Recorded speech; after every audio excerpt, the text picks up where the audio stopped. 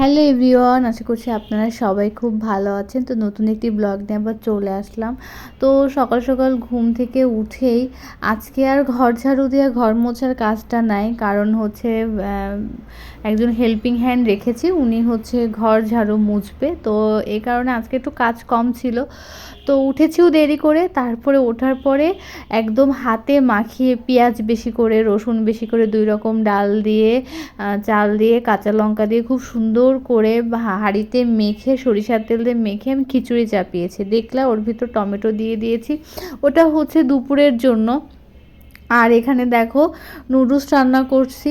তো একটু আলুটা একটু সিদ্ধ করে নিয়েছি, হালকা হালকা সিদ্ধ করে নিয়েছি, এটা কিন্তু ভেজে নিব। আর হচ্ছে ওখানে দেখো খিচুড়িটা প্রায় আমার হয়ে এসেছে, আস্তে আস্তে দিয়েছি আর কি।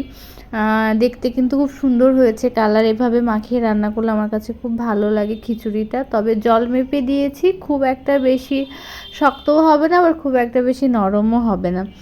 আর ওদিকে নুডলসটা রান্না করব, কারণ ঋদ্ধি আমরা সবাই একটু নুডলস খাবো। আর আমি তো বললাম আমার এই যে লম্বা লম্বা এই ধরনের নুডলস খেতে বেশি ভালো লাগে, সবজি দিয়ে রান্না করলে আমার কাছে মনে হয় খুবই হেলদি। তো যাই হোক, আজকে সবজি কম ছিল, এই কারণে একটু আলু আর টমেটো দিচ্ছি, আর তেমন কিছু না, ডিম দিয়ে নুডলসটা জাস্ট রান্না করব।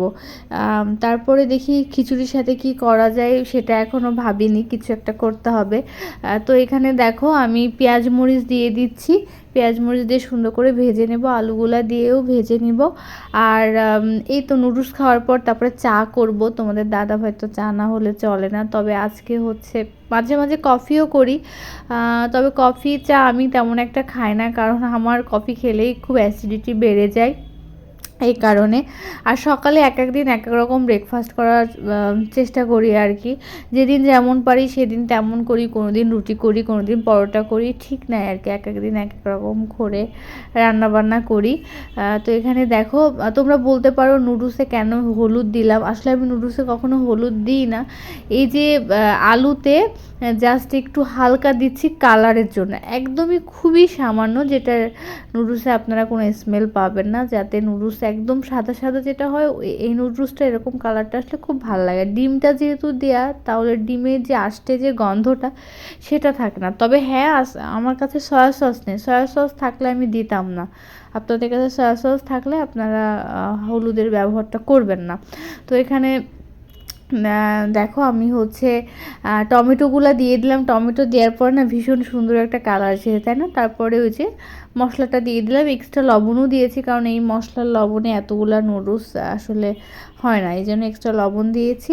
তো এই যে এখন মিক্সড করে নিচ্ছি খুব সুন্দর করে, নুডলসটা দেখাতে পারিনি, একসাথে করে সুন্দর করে মিক্সড করে নিয়েছি। দেখতে কিন্তু ভীষণ ভালো হয়েছে এবং খেতেও ভালো হয়।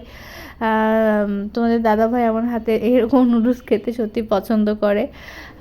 পছন্দ বলে না, আসলে বউ যা রান্না করে পুরুষ মানুষের তো সেটা খেতেই হবে। নিজে রান্না করে খাওয়া তো অনেক বেশি কষ্টের, তাই না? এটা একটা ব্যাপার। তো এই যে কালারটা এক এক জায়গায় এক এক রকম আসছে, কেন জানি না, এখানে একরকম ওখানে আর এক রকম, আসলে লাইটের কারণে এমনটা আসছে। তো এই যে এই খাবারটা নিয়ে নিলাম, এটা হচ্ছে আগে আমার মেয়েকে খাওয়াবো, ওকে ব্রাশ করিয়ে দিয়েছি, একদম বসিয়ে দিয়ে আসলাম, এখন ওকে আমি খাওয়াবো, সে আমার হাতেই খাবে। ওর বাবা খাওয়াই, কিন্তু ইদানিং হয়েছে যে আমি ওকে ঠিকঠাক আসলে খাওয়াতে পারি, ওর বাবা খুবই ব্যস্ত থাকে এখন, এইদিকে নজর দেওয়ার সময় তার খুবই কম হয়ে যায় আর কি, কারণ অফিসের টাইম হয়ে যায়। এখানে দেখো 4টা ডিম সিদ্ধ করে নিয়েছি, খিচুড়ির সাথে কিছু একটা করতে হবে। প্রতিদিন ডিম ভাজি, মানে প্রায় দিনই ডিম ভাজি করি খিচুড়ির সাথে, আজকে ডিম ভাজি না, ভাবছি এই 4টা ডিম একটু ভুনা করব শুধু দুপুরের জন্য, রাতেরটা রাতে, কারণ রাতে একবেলা খিচুড়ি খেলে তো আর রাতে খিচুড়ি খাওয়া যায় না, এই জন্য রাতে আমি জানি অন্য কিছু রান্না করা লাগবে, এই কারণে হচ্ছে শুধু দুপুরের জন্যই করছি।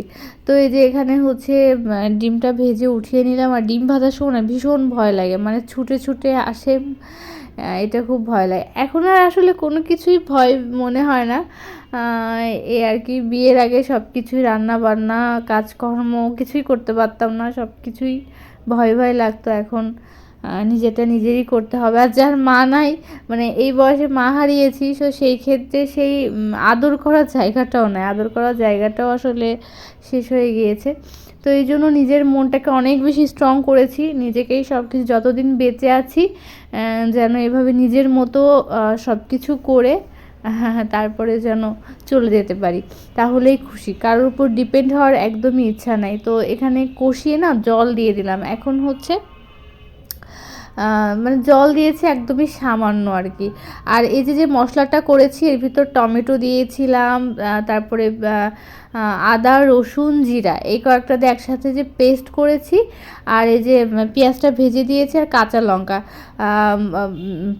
কাঁচা লঙ্কা দিলাম। আর ইসের ভিতরেও আমি কাঁচা লঙ্কা দিয়েছিলাম, যে পেস্টটা করেছি ওটার ভিতরেও কাঁচা লঙ্কা দিয়েছিলাম। আর কাঁচা লঙ্কা দিয়ে রান্না করেছি। কাঁচা লঙ্কা দিয়ে রান্না করলে টেস্টও হয় আর অ্যাসিডিটিটাও কম হয়, মানে স্বাস্থ্যের জন্য ভালো। এখানে দেখো তোমাদের দাদা ভাইয়ের খাবারটা দিয়ে দিচ্ছি। এই যে সেই গরম গরম খিচুড়ি, আর সাথে আছে ডিম কষা বা ডিম ভুনা যেটাই বলো। তো খেতে বলে ভালোই হয়েছিল এই আর কি। তো এই যে এখানে তোমাদের দাদা ভাইকে দিয়ে দিচ্ছি।